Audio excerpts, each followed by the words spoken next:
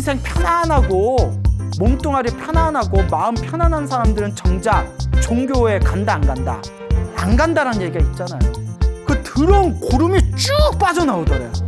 고름이 쭉쭉쭉. 우리가 인생을 살다 보면 힘들고 괴로울 때가 많죠? 네. 그래서 그 힘들고 괴로움 때문에 많은 사람들이 종교에 의지를 하는 것 같습니다.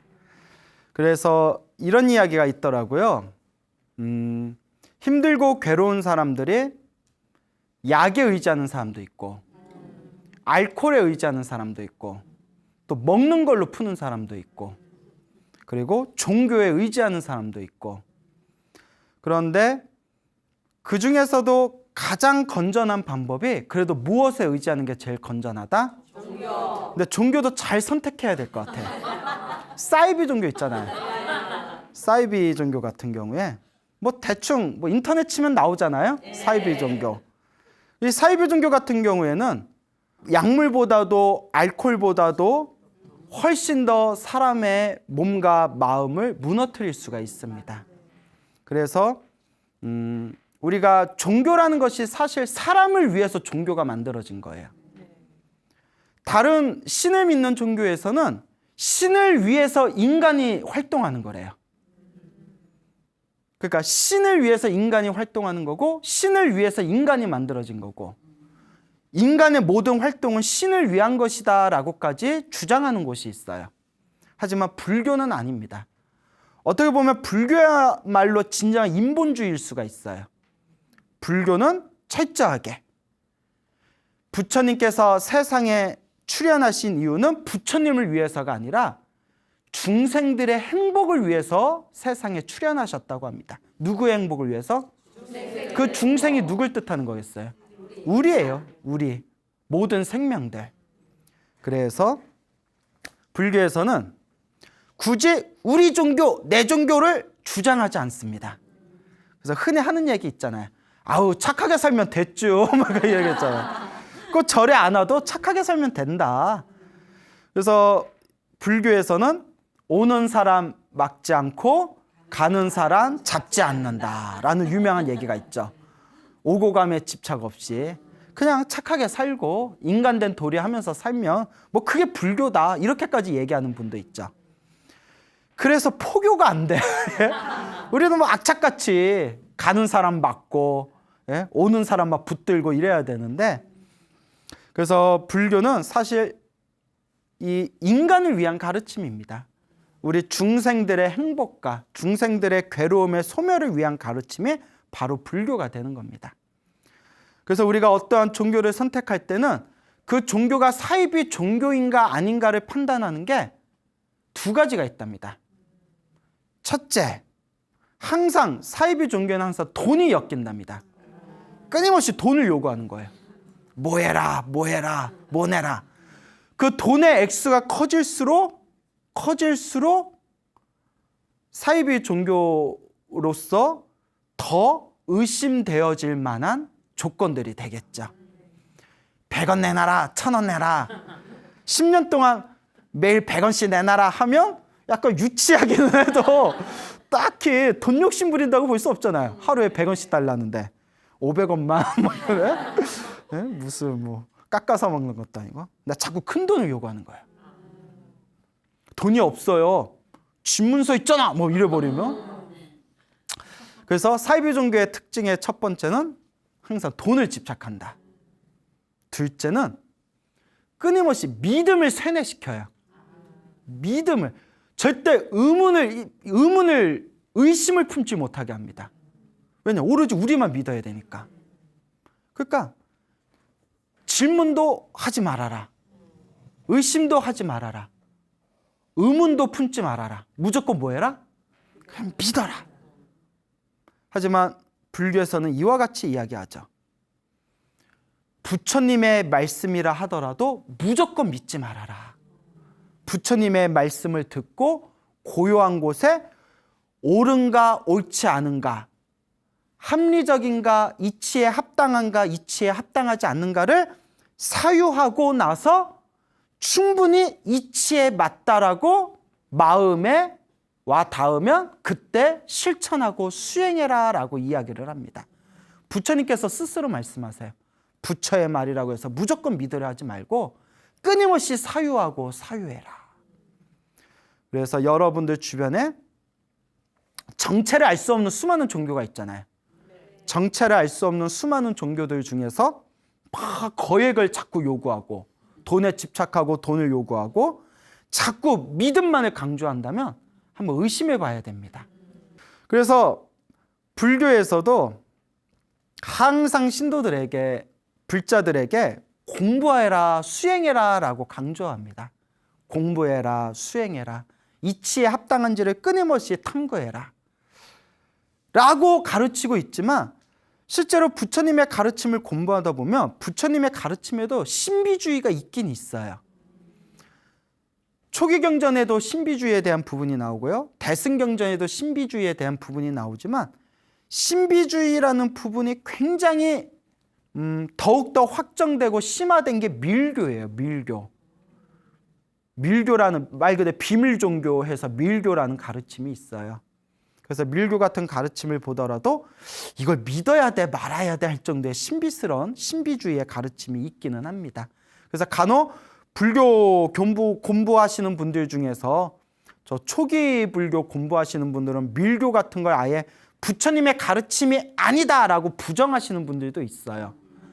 하지만 지금 세계 불교를 가장 큰 세계 불교에서 가장 큰 위치를 점하고 있는 티베트 불교, 달라이라마의 티베트 불교, 달라이라마 존자는 다 한 번씩 들어보셨죠? 네. 그런 티베트 불교는 사실 중심이 밀교거든요. 그리고 우리가 밀교를 멀리서 봤을 때 괜히 비밀스럽고 신비스럽게 여겨지지 막상 티베트 불교를 공부해보면 굉장히 합리적이에요.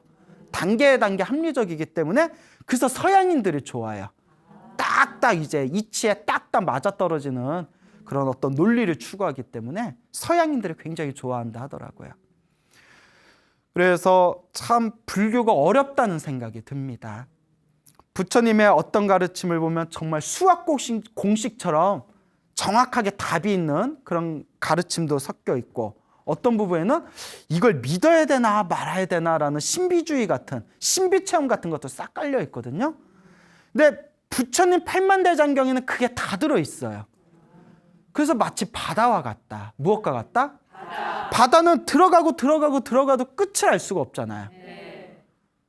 그러니까 부처님의 팔만대장경을 공부하다 보면 공부해도 끝이 없어요.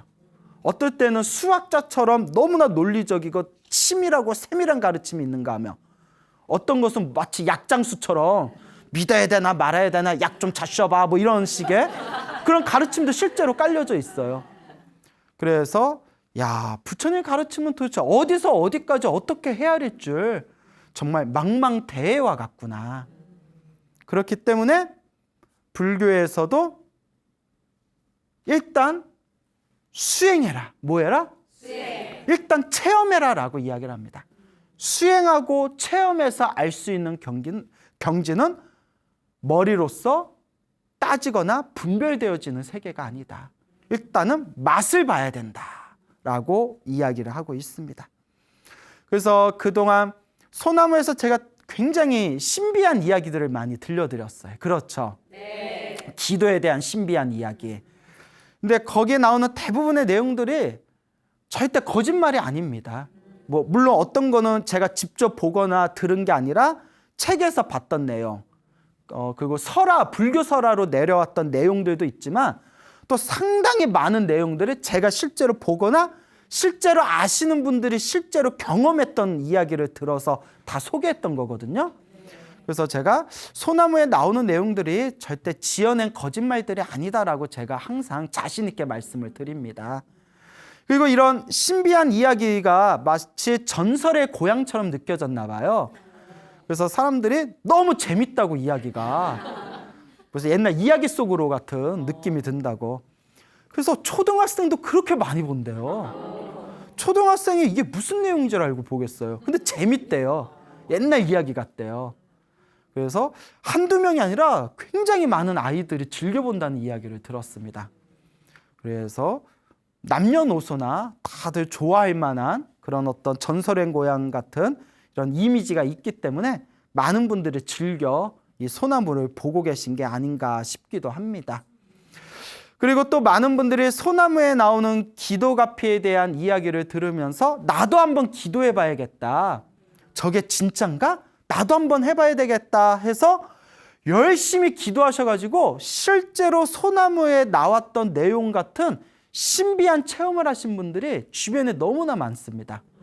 그런 분들이 한결같이 뭐 편지라든가 이메일을 보내오셔서 스님, 소나무에 나오는 내용을 저희는 100% 믿습니다. 왜냐? 누가 체험해 봤으니까?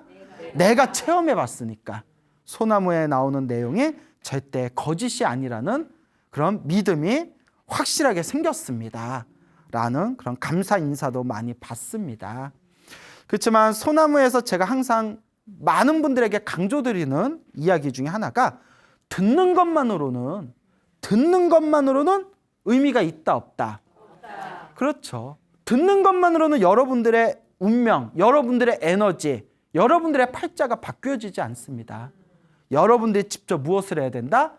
실천하고 체험하고 맛을 봐야 됩니다. 그래서 지금까지 소나무 프로그램이 4년이 거의 넘어간 것 같아요. 참 오래 했죠? 예. 처음 시작했을 때 저희는 1년 하면 정말 오래 한 겁니다. 1년 하면 저희들은 대성공이라고 봅니다 했는데 무려 4년을 했어요. 그래서 이 4년을 하는 동안 많은 분들이 실제로 소나무에 나오는 내용을 보고 마음에 발심을 일으켜서 열심히 기도해서 가피를 받은 분들도 계시겠고, 어떤 분 하다가 멈추고 하다가 멈추면서 인 듯 아닌 듯 인 것 같은 그런 어떤 신앙생활을 하신 분도 계시리라 생각이 들고요. 또 어떤 분은 그냥 이야기만 듣고 아유 재밌어 하고 딱 이야기만 듣는 분도 계실 거고, 어떤 분들은 뭐 또 신나게 악플대면서 저런 개뻥 뭐 이러면서 어디서 요새 같은 시대에 저런 뻥을 믿는 니들도 불쌍하다 뭐 이러면서 뭐 악플 달고 뭐 난리치고 뭐 이런 분들도 있는 것 같고, 다 두루두루 그런 것 같아요. 근데 모든 사람들에게 사랑받을 수는 없어요. 그 위대하신 예수님도 모든 사람들에게 사랑받지 못했잖아요. 그래서 십자가에 못 박혀서 돌아가셨고, 그 훌륭하신 공자님도 모든 사람들에게 사랑받지 못했어요. 정치적으로 실패하신 분이에요. 교육자로는 성공했는데 한 사람의 정치인으로서는 실패했던 삶을 살았던 게 또 공자님이셨고, 그 지혜롭다는 소크라테스도 독주를 마시고 사형을 당하잖아요. 모든 사람들한테 사랑받을 수는 없어요. 그 위대하신 부처님조차도 그 당시에 부처님을 싫어하던 사람들이 굉장히 많았대요. 왜냐? 자기 신도들을 다 뺏기거든요. 부처님의 불교가 세상에 널리 퍼지면서 자기네들의 종교의 신도들이 많이 줄어들다 보니까 부처님을 막 암살하려 하고 부처님의 해를 끼치려던 일들도 있었습니다. 결국 모든 사람들에게 사랑받을 수 있다 없다? 없습니다. 그 속에서 우리가 우리의 길을 잘 닦아 나가야 돼요.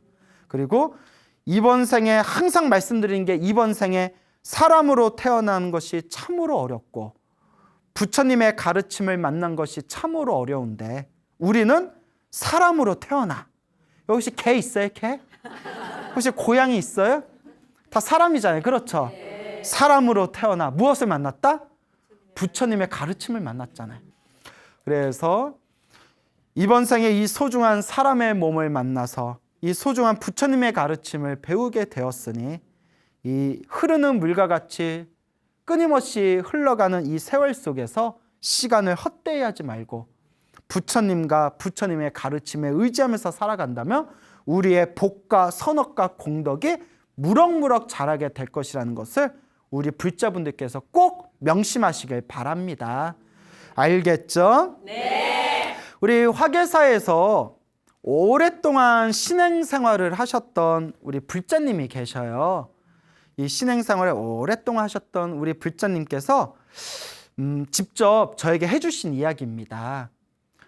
그 작년인가 그 대장내시경이라는 걸 하셨대요. 대장내시경 아시죠? 네. 대장내시경을 하셨는데, 대장내시경으로 이렇게 검사할 때 뭔가 문제가 생겼는지 장에서 출혈이 돼버렸대요. 장에서 이제 막 피가 나와가지고 막 혈변이 막 쏟아지더래요. 계속 막 혈변이 쏟아져서 막 응급실에 갔대요. 응급실에 가서 막 응급처치하고, 그러니까 이제 응급처치를 하고 난 뒤에도 계속 혈변이 쏟아지고 출혈이 생기는 굉장히 위급한 상황이었는데, 이 보살님께서 평생 절에 다니셨던 분이시잖아요. 그래서 계속 이렇게 연부를 하셨나 봐요. 계속 마음으로 부처님을 계속 부르면서 그렇게 깜빡 잠이 드셨답니다. 잠이 드셨는데 그분이 아주 생생한 꿈을 꾸셨대요.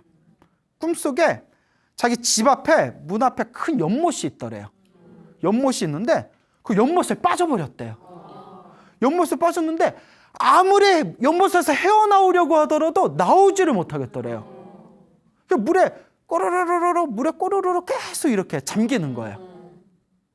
그래서 막 잠겨서 어찌할 줄 모르는 순간에 갑자기 자기 엉덩이에서, 연못 밑에 엉덩이에서 뭐가 이렇게 쑥 밀어주더래요. 엉덩이 함부로 만지면 돼야 안 돼. 네? 사람 살리는 거를, 사람 살릴 땐 괜찮죠? 그래도 여자 엉덩이 그렇게 만지면 안 돼. 뭐 엉덩이로 막 누가 밀어주더래요. 막 밀어줘가지고 그 힘으로 연못을 무사히 딱 나왔는데, 연못에 딱 나와서 아유 살았다, 아유 다행이다 하면서 잠에서 딱 깼대요. 그 순간, 그러면 이제 평생 절에 다니셨잖아요. 그 꿈이 딱 마음에 딱 와닿더래요. 자기도 모르게 잘 되겠구나. 그 꿈이 딱 길몽으로 느껴지더래요. 아니야 될까 그 꿈 꾸고 나서 혈변이 딱 멈췄대요. 그 장에서 나오던 출혈이 딱 멈춰가지고 그때 정말 위급할 수 있는 상황이었는데, 그때 다시 이제 건강을 되찾게 되셨다고 그러면서 스님 정말 이게 부처님 갚인 것 같습니다 라는 말씀을 저에게 직접 해주셨습니다. 그러니까 이 이야기를 들으니까 갑자기 생각나는 이야기인데요. 예전에 어느 노보살님이 계셨어요. 이 노보살님이 평소에 절을 열심히 다니셨는데 몸이 좀 안 좋으셨대요. 몸의 건강이 좀 많이 안 좋으셨는데, 이분께서 매일매일 이제 절에 나가고, 절에 못 가더라도 집에서라도 매일매일 기도를 하시고 항상 불사를 열심히 하셨답니다. 그러니까 불사도 열심히 했는데 어느 날이었대요. 이렇게 법당에 꿈을 꾼데 꿈에서 법당에 이렇게 앉아 계셨답니다. 꿈에서 이렇게 앉아 있는데 부처님이 쓱 나타나시더래요. 부처님이 쓱 나타나셔가지고 이렇게 약그릇 있죠, 약사발 이렇게 주시더래요. 그래서 약사발을 딱 받아서 그 약사발에 있는 약을 꿀꺽꿀꺽 마셨대요. 약 함부로 먹으면 돼요, 안 돼요? 반드시 의사하고 상의를 하셔야 됩니다. 약사와 의사하고 상의를 해야지 주는 대로 막 먹으면 안 돼요. 꿈에서 이제 부처님이 주시는 약사발을 꿀떡꿀떡꿀떡 이제 먹었는데, 먹고 나서 잠에서 딱 깼는데 몸이 너무 개운하더래요. 근데 제가 이런 이야기를 소나무에서 이미 많이 말씀드렸어요. 뭐 어떤 분은 알약 먹고 몸이 병이 나은 얘기, 뭐 어떤 분은 뭐 침을 맞고 뭐 병이 나은 이야기, 뭐 이런 얘기를 많이 드렸는데, 그 노보살님도 아니나 다를까 그 약사발의 약을 먹고 잠에서 딱 깼는데 몸이 너무 개운하더니 그날 이후로 그렇게 자기를 괴롭혀던 잔병들이 싹 사라져 버렸대요. 그래서 이것도 정말 부처님 갚인 것 같구나, 이런 말씀을 하시더라고요. 근데 참 놀라워요. 이런 걸 어떻게 우리가 소위 논리와 합리라는 이름으로 이런 걸 어떻게 해석할 수가 있겠어요? 또 하나의 어떤 신비 체험이죠. 근데 신비 체험인데 이런 신비한 일들이 너무나 우리 불자분들이 겪어보신 분들이 너무나 많더라고요. 그동안 소나무를 통해서 많은 이야기를 들었지만 그 옛날에 책에서는 봤던 그런 이야기들을 지금 이 순간 21세기 대한민국 불자들이 지금도 기도를 열심히 해서 이 신비 체험을 하신 분들이 너무나 많습니다. 그래서 어떤 사람들은 이런 걸 체험해 보지도 못하고 맛을 보지도 못하고 그렇다고 열심히 기도라든가 수행도 하지 않았으면서 자기 머리로 이해가 안 된다는 그런 이유만으로 이러한 불보살의 가피의 세계를 부정하는 사람들이 너무 많아요. 다 뻥이다, 다 거짓말이다. 다 착각이다. 그렇죠. 착각은 착각일 수도 있어요. 다 내 마음이 만든 환상들이니까. 근데 중요한 건 병이 있어서 힘들었던 사람이 어쨌거나 병이 나았잖아요. 살면서 힘들고 괴로운 벽을 만났던 사람이 그 벽이 무너지는 걸 경험을 하잖아요. 착각이라 하더라도 좋은 착각이죠. 그래서 항상 이야기하지 않습니까? 부처님의 가르침을 열심히 닦다 보면 정말 신비한 가피를 얻게 된다. 하지만 그 가피에도 뭐하지는 않는다? 집착하지는 않는다라고 제가 항상 소나무에서 말씀드리잖아요. 그래서 여러분들 수많은 우리 불자분들에게 드리는 이야기가 머리로 따질 수 있는 세계가 있고 머리로 분별할 수 없는 세계가 분명히 있다. 이런 불처님과 이런 수많은 보살님들의 가피와 미묘한 이 힘을 우리 중생들 수준으로 어찌 헤아리라 한단 말인가. 옛날 사람들은 이 지금 우리가 타고 있는 자동차라든가 비행기라든가 우주선에 대해서 만약에 설명을 해준다면 조선시대 사람, 고려시대 사람, 삼국시대 사람들이 알아듣겠어요? 못 알아듣겠어요? 쇠가 있는데 쇠가 막 달려. 쇠가 달려? 근데 쇠가 엄청 커. 집보다 커. 기차요? 그 안에 한 몇백 명이 들어가. 그거 막 달려. 서울에서 저 부산까지 뭐 2시간이면 가. 조선시대 사람들 믿겠어요? 못 믿겠어요? 못 믿죠. 근데 분명히 이루어지고 있는 거잖아요. 네. 옛날 유학자들이, 옛날 조선시대 유학자들이 부처님의 가르침을 비판할 때 비판한 것 중에 하나가 불교는 참으로 허무맹랑하다라고 했대요. 왜 허무맹랑하냐? 불교에서 뭐라고 하냐? 이 지구 말고도 수많은 세계가 펼쳐져 있다. 이 우주에는 수많은 세계가 펼쳐져 있다. 그래서 삼천대천 세계라고 해요. 삼천대천 세계가 뭐냐? 간단히 얘기하면 태양계 있죠. 해가 있고 달이 있는 그 지구 같은 세계가 10억 개가 있는 게 삼천대천 세계예요. 이제 또 설명하면 시간이 길어지니까 몇 억 개? 10억 개. 그럼 유학자들 이걸 보면 막 비웃었대요. 불교는 허무맹랑해서 순 뻥쟁이들이라고. 무슨 이 천지를 이렇게 보면 무슨 뭐 10억 개, 삼천대천 세계가 있냐. 네. 천문학이 발달한 지금 이 수많은 우주의 공간에 또 다른 수많은 별들이 펼쳐져 있잖아요. 수많은 세계가 펼쳐져 있잖아요. 태양계 같은 세계가 수많은 이 숫자로 헤아릴 수 없는 수많은 세계가 이 우주에 펼쳐져 있다는 걸 우리 과학이 증명하고 있잖아요. 그 옛날 사람이 못 믿었던 걸 우리는 지금 자연스럽게 믿게 됩니다. 그리고 불교에서는 털구멍 안에 사람의 털구멍 안에 84,000마리의 벌레들이 살고 있다라고 해요. 털구멍 안에 84,000마리의 벌레들이 살고 있다. 유학자들 이런 개뻥을 받냐? 막 이런. 이 중들은 다 풍쟁이라서 이 조선시대 유학자들이 무슨 털구멍을 봐라 뭐가 있냐? 야, 이 뻥쟁이들이야 뭐 이랬는데 과학이 발전했잖아요. 우리 안에 어마어마한 뭐 박테리아, 뭐 수많은 미생물들이 뭐 온몸에 정말 그 이루 헤아릴 수 없는 그런 막 생명들이 막 우리 안에 같이 공존하면서 살고 있잖아요. 물론 뭐 박테리아나 뭐 이런 걸 생명이라고 봐야 되냐 이런 부분은 너무 또 깊이 들어가면 한도 끝도 없고 하여튼 벌레로 표현을 한 거죠. 꿈틀꿈틀거리는 눈을 보이지 않는 벌레들. 그러니까 옛날에 믿지 못했던 걸 이제 지금은 자연스럽게 믿게 되었어요.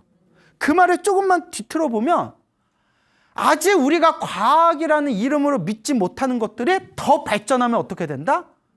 믿을 수도 있는 그런 수많은 신비한 것들이 아직도 꽉 차 있다는 거죠. 그래서 우리의 정신은 수많은 과학자들이 그럽니다. 이 뇌를 우리 정신을 일으키는 이 뇌를 연구해도 도대체 그 끝이 보이질 않는다고. 뇌 안에 뭐가 있는지. 이제 시작이래요.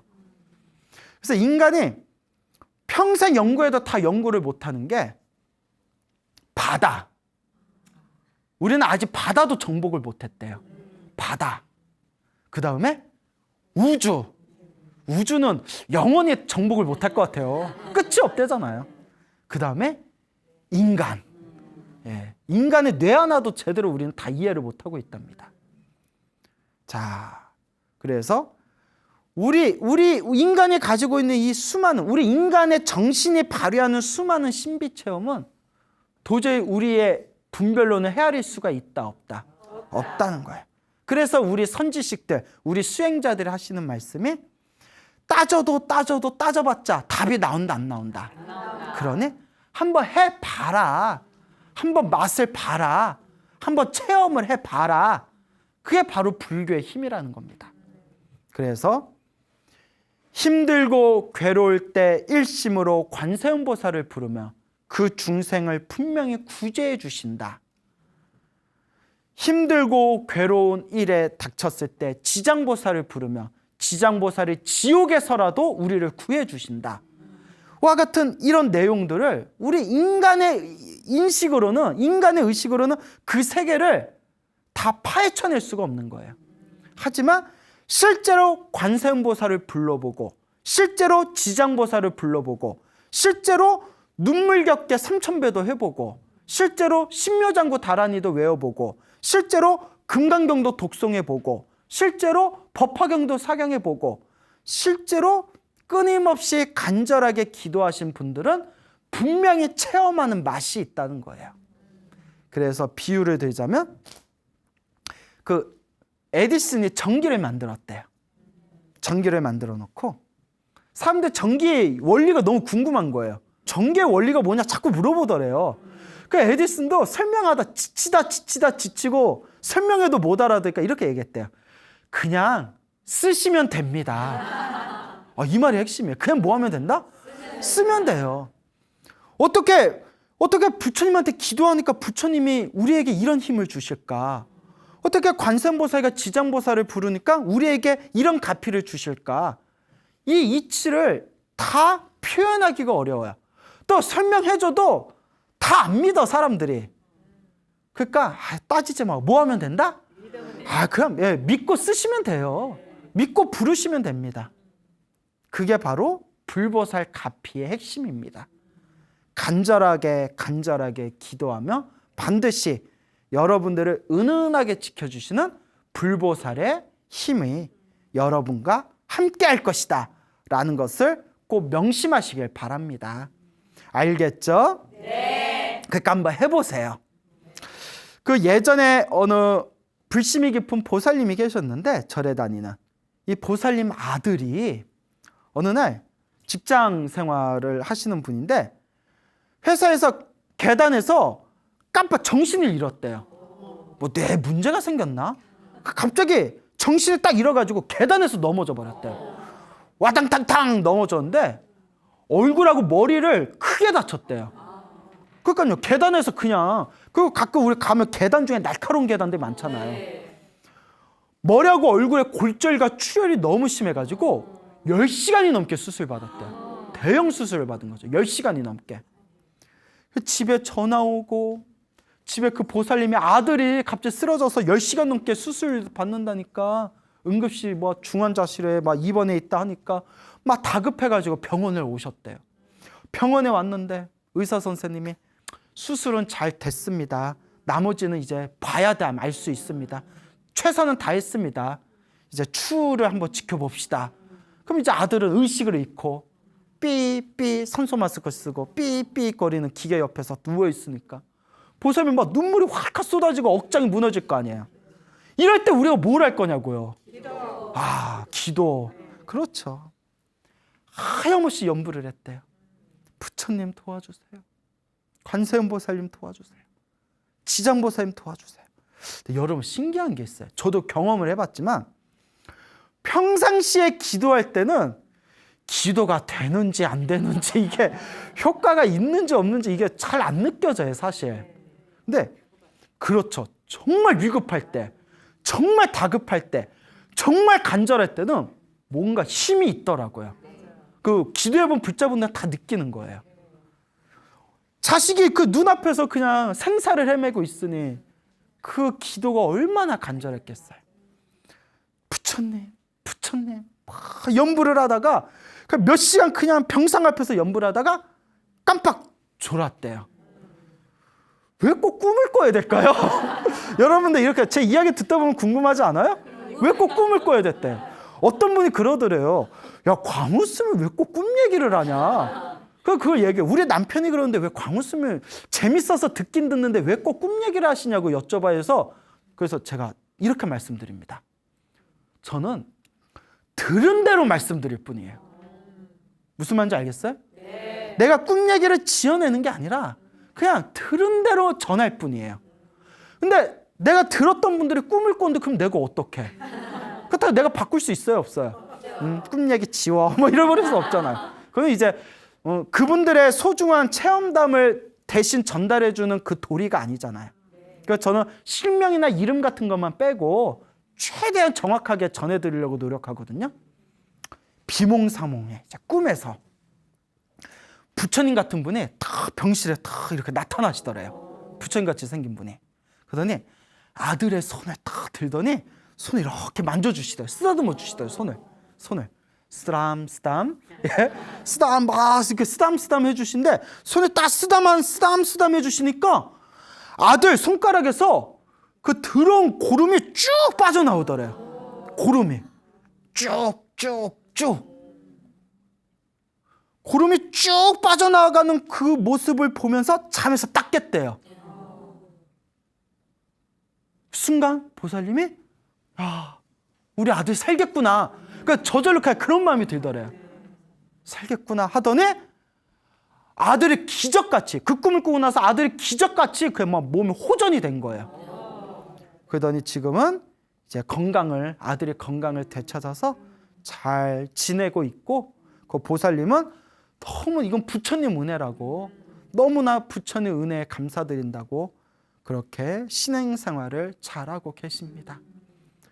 이런 걸 어떻게 우리가 말로써, 무슨 과학으로서, 무슨 논리와 합리적인 그런 어떤 이치에서 설명을 할 수가 있겠습니까? 그래서 제가 그 에디슨의 그 전기 비유를 좋아해요. 스님, 그 전기가 왜 나오는 거죠? 몰라, 나도. 그냥 쓰면 되지. 스님, 기도하는데 어떻게 그런 힘이 나오죠? 저도 모르겠습니다. 하지만 하시면 됩니다. 수많은 사람들이 경험했습니다. 그러니까 하시면 됩니다. 하지만 꼭 여러분들한테도 이런 말씀을 드리고 싶어요.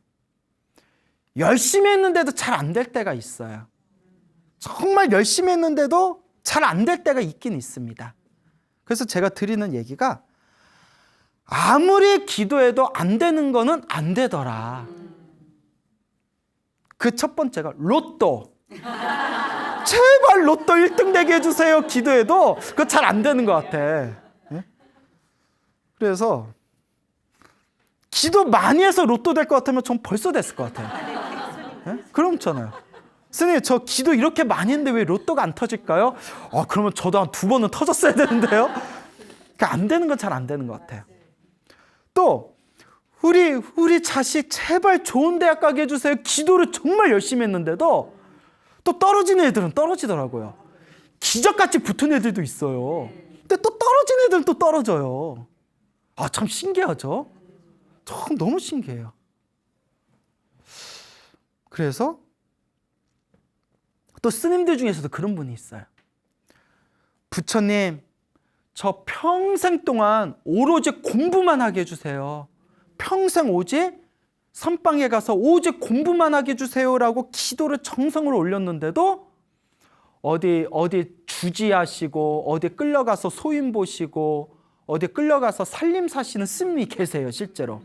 그 스님이 나는 참선하려고 출가했는데 부처님한테 평생 참선만 하게 해달라고 기도했는데 왜 난 이렇게 어디 뭐 교무 보고 총무 보고 주지 보고 어디 총무원 들어가고 나는 왜 이렇게 공부복이 없지? 그러니까 안 되는 건 또 안 되는 거예요. 희한하죠? 그래서 우리가 하는 얘기가 저마다 각자 업이 있더라. 빨리 이루어지는 업이 있고 늦게 이루어지는 업이 있고 정말 안 되는 업이 있더라. 근데 이 업도 결국 누가 지은 거더라? 내가 지은 거더라. 그러니 기도할 때 집착을 좀 내려놓고 기도해야 되겠더라. 로또 안 됐다고 기도 안 할 거예요? 절에 안 다닐 거예요? 그 자식이 조금 대학 원하는데 못 들어가겠다고 영험 없어 하고 절에 안 다닐 거예요? 사람들은 신기해요.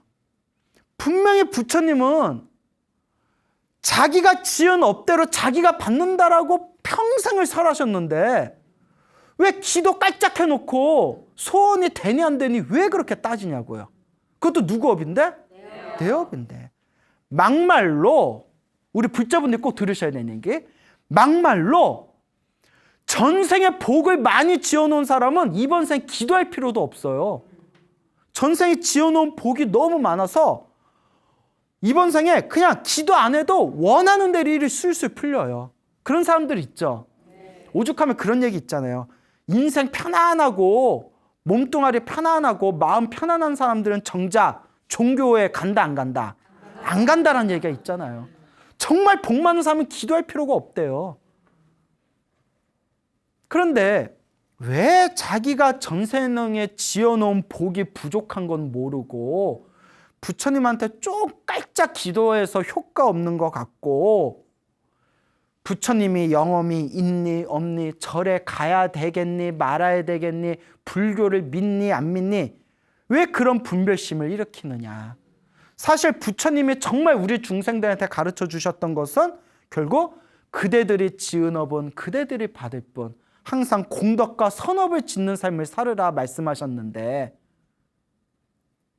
그래서 제가 얻은 결론이 왜 저럴까?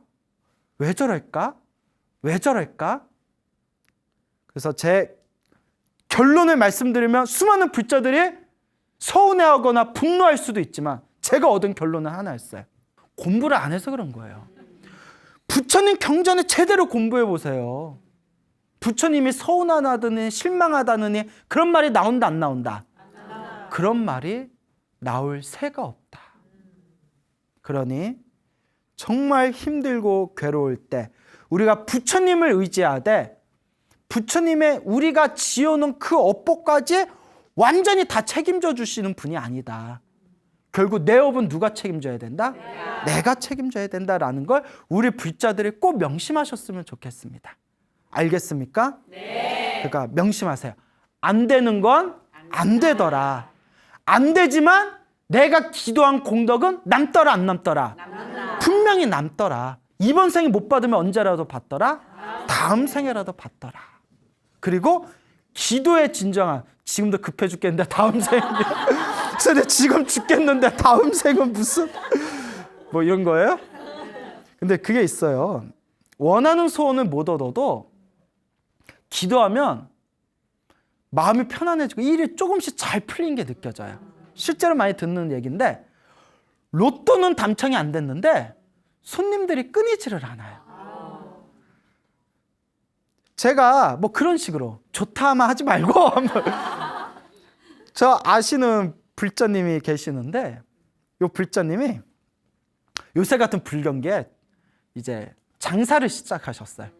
요식업계 장사를 시작하셨는데 내가 장사하기 전 막 너무 불안해하시길래 제가 매일 관세음보살님 5,000번을 부르고 매일 그 다음에 관세음보살 42수주에 보면 첫 번째에 그 재물을 얻는 진언이라고 있어요. 인터넷 치면 다 나와요. 여의주 진언이라고 해서 관세음보살 여의수주 진언이라 해서 재물을 얻는 진언이 있어요. 그래서 이 불자님한테 매일 관세음보살 몇 번을 부르고 5,000번을 부르고 그 여의주 진언을 몇 번 불러라? 5,000번을 불러라. 그래서 총 1만 번을 불러라 라고 했어요. 그걸 다 하셨어요. 100일 동안. 100일 동안 다 하시고 지금도 매일 관세음보살 5,000번씩을 부르시는데 이분이 저한테 직접 해주신 얘기예요. 손님이 너무 없대요. 손님이 없을 때 노는 입에 뭐 한다? 그러니까 그 연불을 하고 그 진언을 외우면 손님이 쏙 들어온대요. 그리고 또 손님이 없을 때 또 마음이 답답하잖아요. 노는 입에 뭐 한다? 그 또 열심히 부른대. 관세음보살. 예? 옴 파즈라 바라 훈파, 옴 파즈라 바라 훈파, 막 이렇게 주문을 외운대요. 그럼 또 손님이 어떻다? 내가 저한테 한 얘기가, 스님, 제가 짧지 않은 기간 동안 실험을 해봤는데 우연이라고 하기에는 이거 정말 뭐가 있습니다 라는 말씀을 하시더라고요. 그래서 결국 내 업이라는 거는 무시할 수가 없습니다. 결국 우리는 우리 업에 책임을 져야 됩니다. 다만 너무 인간으로서 너무 힘들고 괴롭고 큰 벽에 부딪혔을 때, 뭔가 정말 의지하고 싶을 때, 그때 분명히 우리에게 자비의 손길을 전해주시는 말로써, 머리로써 도저히 표현 못할 신비로운 체험이 있다. 그게 바로 뭐다? 부처님의 가피고 보살님의 가피이다 라는 것을 말씀드리고 싶습니다. 그러니 우리 불자 여러분, 힘들고 괴롭고 답답할 때 무엇을 하셔라? 기도하고 복짓고 마음 공부하시고, 힘들지 않고 괴롭지 않고 답답하지 않을 때에도 결국은 뭐 해야 된다? 기도하고 복짓고 이 마음을 수행해야 됩니다. 불자냐 아니냐의 가장 중요한 기준은 절에 쪼르르 왔냐, 절에 안 갔냐가 아닙니다. 매일매일 나만의 수행을 하고 있느냐, 매일매일 부처님께 의지하고 있느냐, 매일매일 부처님의 가르침을 공부하고 있느냐. 여러분의 운명을 바꾸는 것은 결국 여러분의 몫이라는 것을 꼭 명확하게 이해하시고, 내가 지은 업은 반드시 내가 받는다라는 이 인과 어변의 이치를 확연하게 여러분들이 깨달으면서 지금 당장 기도의 효과에 일희일비하지 마시기 바랍니다. 지금 효과가 있건 지금 효과가 없건 중요한 것은 내가 하면 한 만큼 반드시 누가 받는다? 내가 받는 이 분명한 도리가 있다는 것을 불자 여러분들은 꼭 명심하시길 바랍니다. 알겠죠? 네.